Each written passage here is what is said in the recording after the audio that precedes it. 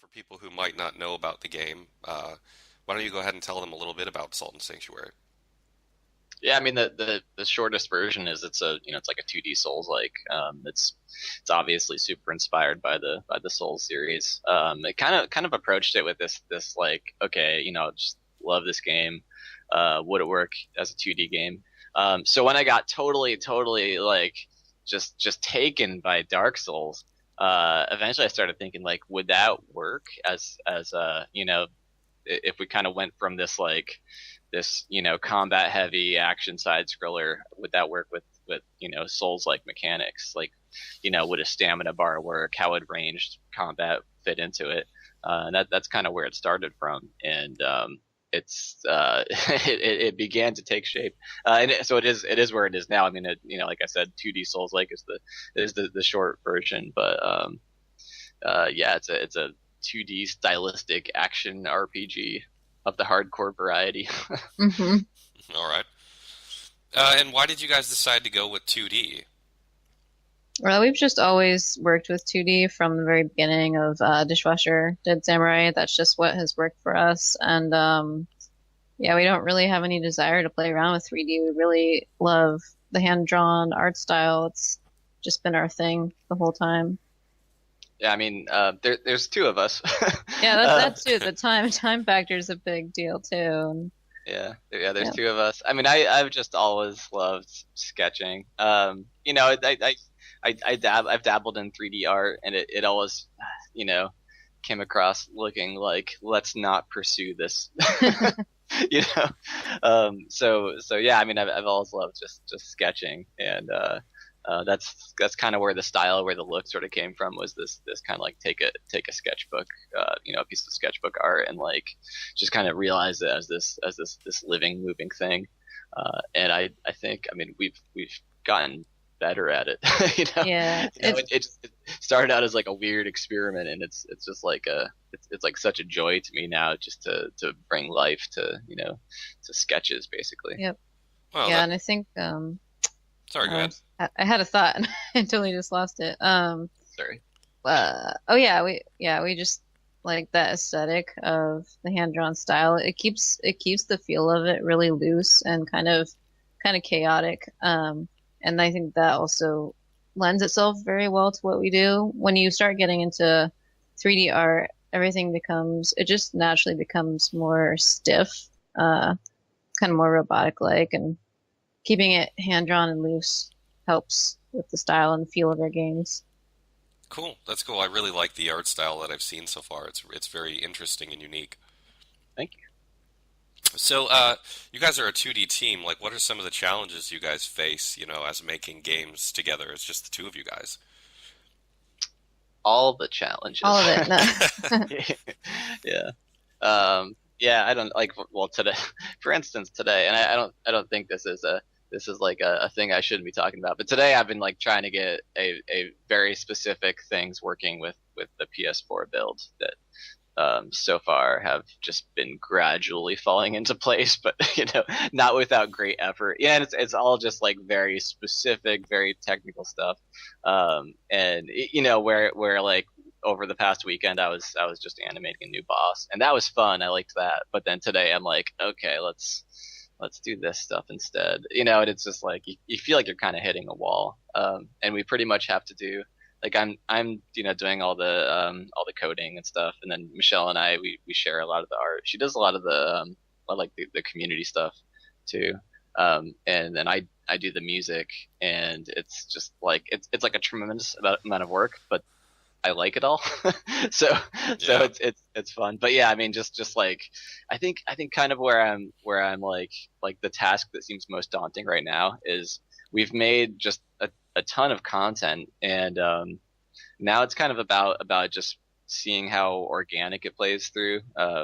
Like how organic it feels during a playthrough. Like if you you start in the starting area, and then you can kind of just branch out wherever you're going.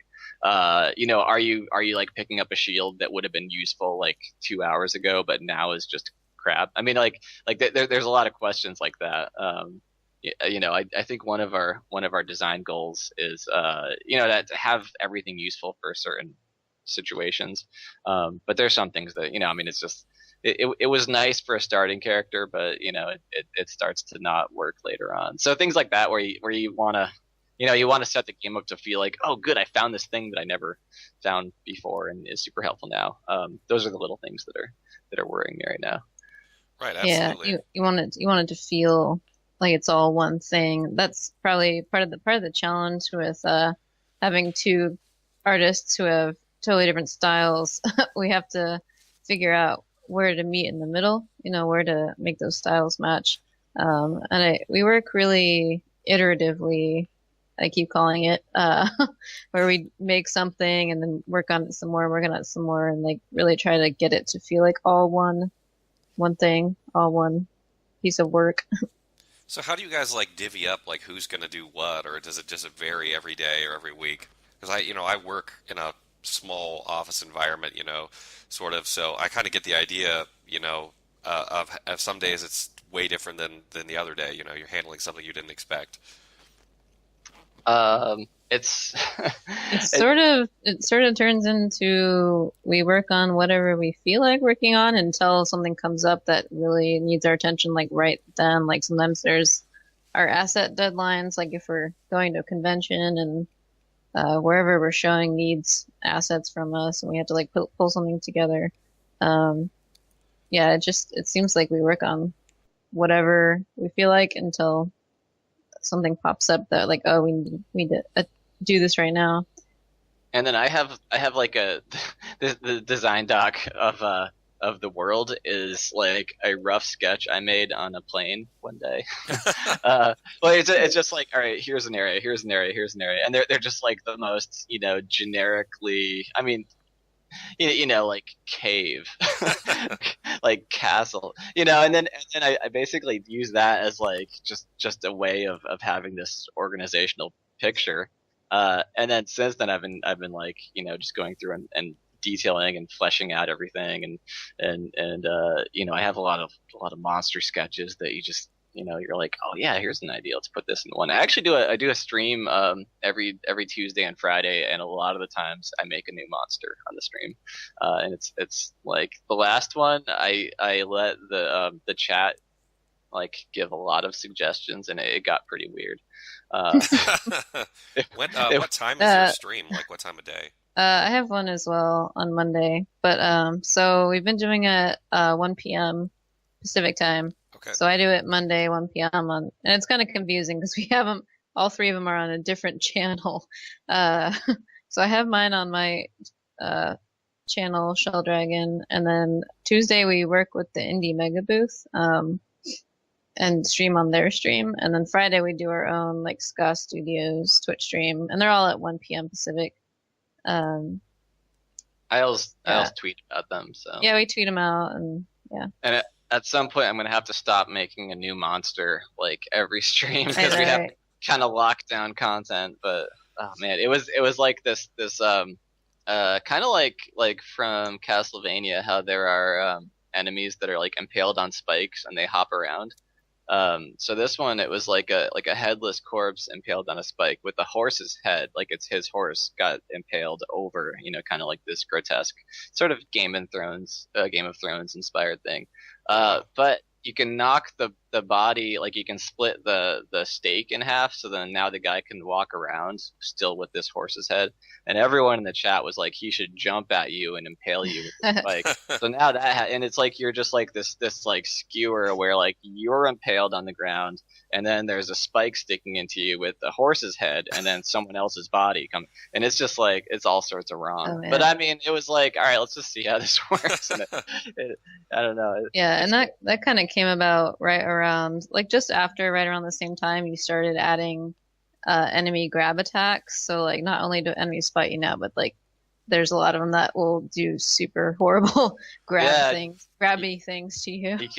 you can't block grabs, so it's kind of like break through that turtle defense. That's something I've been kind of like all over the place with because it's like I mean shields. I don't know, like so the game has shields.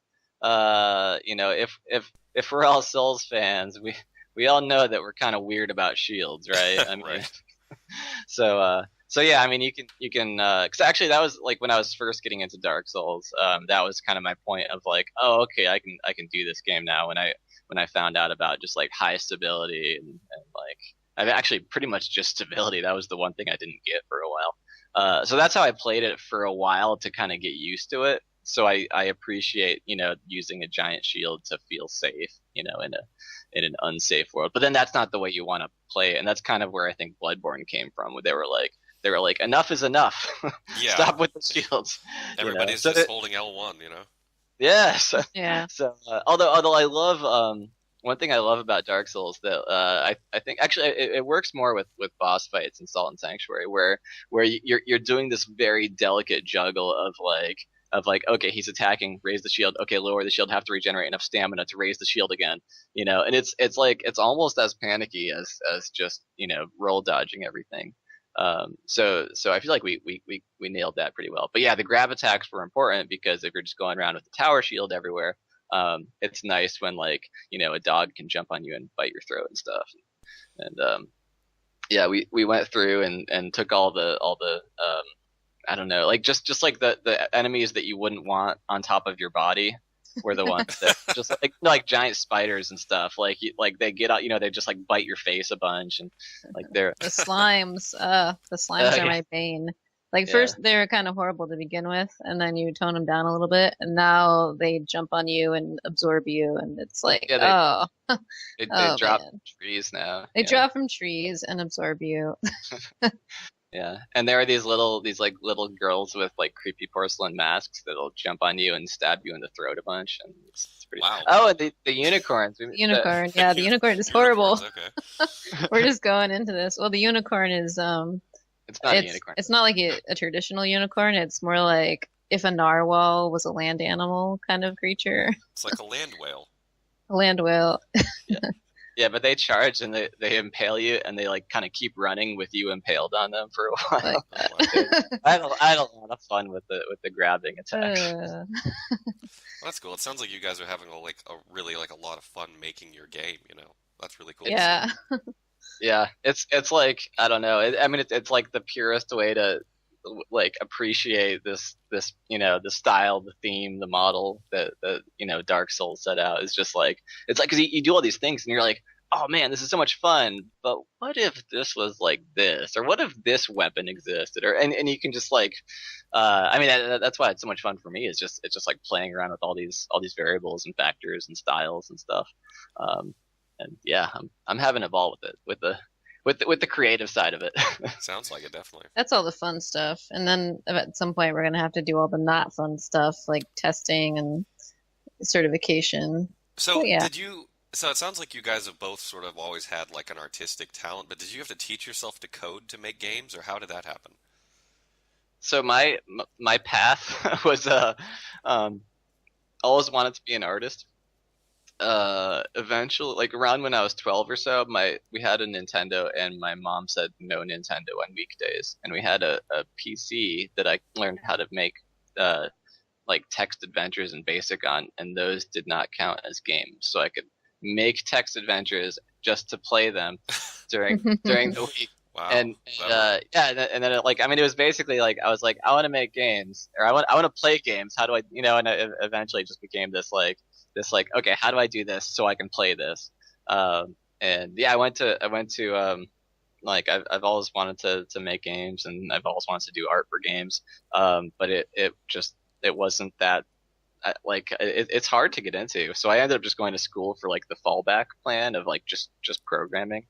And like right after I graduated, I had submitted the Dishwasher Dead Samurai, which is my first Xbox Live Arcade game. I'd submitted that to this Microsoft contest, and it won like 2 months after I graduated. And I'd given up the whole game development thing, and I got a real job, and it was like an okay job. Like it was probably better than I could have wished for, but I was still really really bored and really really depressed because my dream of being a game developer was not going to happen.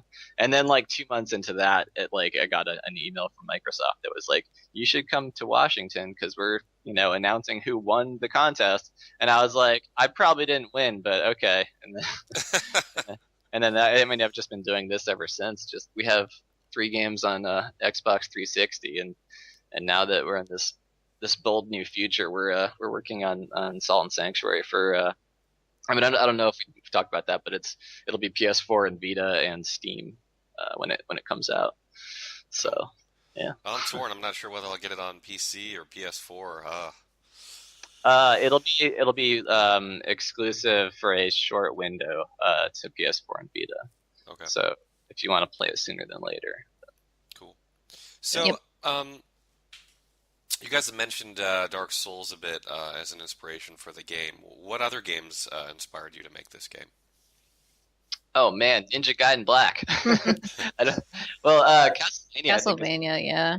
yeah. I mean, I kind of view it as like a you know the dishwasher games that we made, and then Castlevania, and then Dark Souls kind of meeting in the middle. So, but yeah, like Symphony of the Night, Order of Ecclesia. Actually, like I blew through all the DS games like just for the first time ever because I played Symphony of the Night when I was younger, like 20 or so, and I mean like back when PS1 was a thing, Right. and yeah, and then I just recently 'cause we have a 3DS, and I was like, oh yeah, I should play all those ones. So the only one I didn't finish was the Portrait of Ruin, but I played through Dawn of Sorrow and Order of Ecclesia.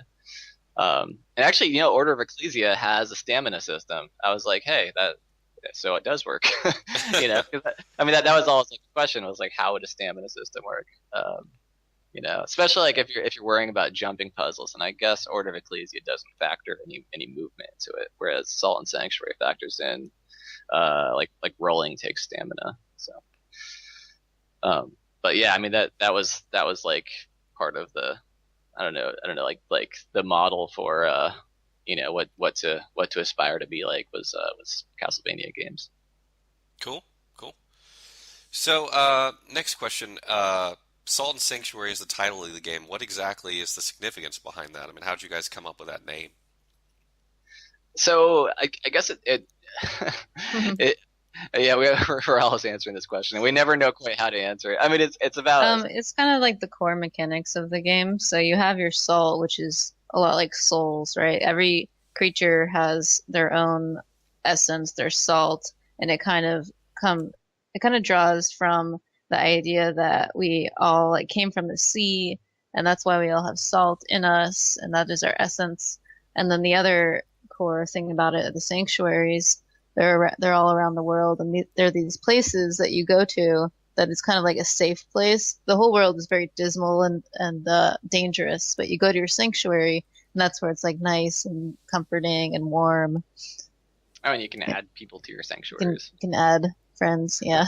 Yeah, you can add villagers, Helpful NPCs, yeah. Nice. and they give you like little bonuses for that. So it's like if you add a blacksmith to a sanctuary, you'll get like a melee bonus in that area, and you can also buy weapons from him and upgrade weapons and stuff. So, how do you add people to your sanctuary? Do you like purchase them, or how does that work? So you find these stone representations of them around the world. Statues. Statues, yep. Stone representations, statues. You find these little statues around the world, and then you can offer that to your sanctuary, and it will bring forth the appropriate NPC according to your creed. Cool. Oh yeah. So sanctuary, the creed is kind of like I mean, I guess like the sanctuary is sort of like a fusion of covenants and bonfires, where like you have a creed that's it's like the faith of your guy, and there's I think we have 5 of them finished, and there's going to be 7, and but like each creed has like all the villagers will be different. They'll sell different things. They have different backstories, and like you'll come across sanctuaries of different creeds where they'll mostly get along, but you won't be able to add to those sanctuaries unless you expunge that creed from that sanctuary, and then it just gets all sacrilegious and stuff. But what was I forgot what the word we used. There was like a word to initiate it, and then like once everyone's Oh, been, desecrate, right? yeah, It was yeah, I think it. There's like Yeah, an yeah, object. There's an desecration. object you can get to desecrate that sanctuary, and then you have to fight the sanctuary's guardians to take it over. Yeah, And if you yes. fail, then you're kind of screwed Oh Yeah, I wow. until you think can that's the defeat thing I have to them. figure out. Yeah. Don't want you to be that screwed. But yeah, you can desecrate sanctuaries and then expunge them and then claim them for your own creed. And then I mean you'll end up kind of losing a bit of your soul if you do that because it's like super evil. We want to have like a super evil playthrough, but that's Yeah, and kind then of we're kind of talking about other creeds. If you do that, other creeds will not like you as much. We're kind of talking about that. That's not fully in place yet, but we'll see how that goes. So, will there be like different endings based on your creed, or is that something you guys have thought of? not really. Yeah, I think the end result's kind of the same Yeah, as it's far funny as what because we're talking about. we're actually like I just finished the last boss and like that kind of like post last boss stuff is um stuff I'm not super sure about even. So, so we'll Okay. let you know when it happens. Yeah. Okay. I mean I have like a vague idea of I mean I have an idea of how it's gonna wrap up. Like all the details just could go anywhere. Right. So yeah. So we'll see what happens. Okay. And let's see. Next question. So, as a Dark Souls fan, what are some of the things about the game that would be appealing to me or other Dark Souls fans, like specifically? Specifically. I Uh, think, let's see, one person I was talking to, and this may not be a thing, but what we're trying to get working and hope works out is the offline, the asynchronous features that Dark Souls is kind of famous for, I like the messaging and like stuff. messaging, and then the gravestones that you can knock over and see how someone died, and um, things that we found cool about Dark Souls were like when someone rings the bell in the bell tower, you hear it in your world, and it's really cool. So we kind of wanted to bring over little things like that, Yeah, I think Yeah, I like remember the the first time I heard a bell ring in my world in Dark Souls, I was like, "Whoa, whoa." what does this mean? Yeah. Yeah, yeah. I'm kind of like hesitant to over promise on that because like that's one thing where I don't know how well it'll work on PS4. But yeah, we have that working on the PC build where you can like leave messages that'll just go to anyone. And then like so one thing that everyone's always surprised by, like whenever you get to a boss, there'll be a candelabra right before the boss, and the amount of lit candles indicates how like what the win loss percentage is globally against the boss. Oh wow, Uh, that's so we cool. like yeah, I mean stuff like that is actually like pretty easy to incorporate. So that hopefully like we that works. Hopefully that works on PlayStation.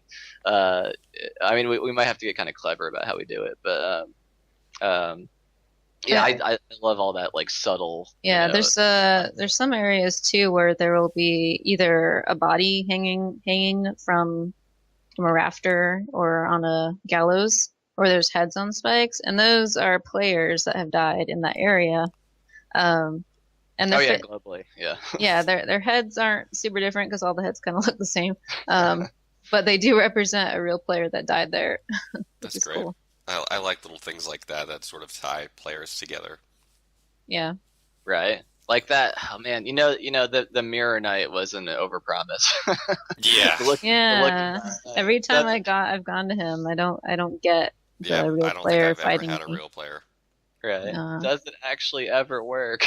Yeah. Last time we went there, we found a red sign outside the yeah, fog. so we We thought were we would like, get it. well, no, we were like, let's just kill this Oh, guy. So sorry. then we did, and then we were like, oh wait, he was probably trying to do the Mirror Knight thing. So I think then the next time we went through, we just went through the fog because his sign was back, but it did Uh, not.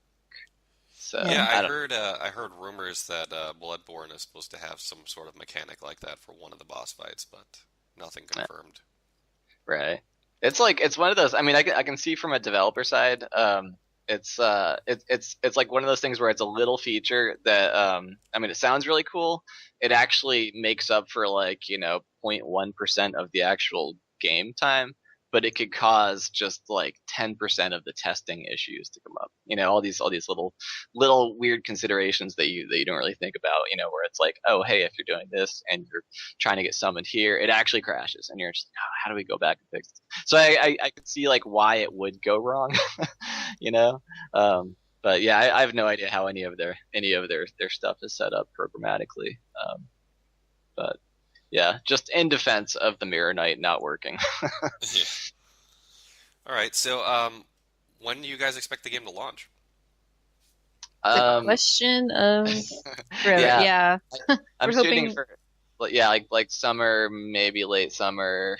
Uh, yeah, but I mean, nothing concrete right now, and we actually kind of have to scramble to even hope to get that. It's like it's amazing. Like the game is, like content wise, it's like 90. I like so of the critical path from the start to the finish. That's done. There's so much kind of around their content that we have to do. And then we have to do lots and lots of testing to make sure that it doesn't just crash all the time. Which is it's actually pretty stable now, but that's there's always like weird things. Like we've got a few closed beta testers who are like, so I just bought a piece of armor and it crashed, and I'm like, what kind of armor? Where? What were you doing? What were you eating? Give me something to go on. So yeah, there's always like crazy things to lose sleep over. But yeah, I mean, hopefully we can get a better picture when we're closer to launch. Cool. Well, I look forward to that. That's great.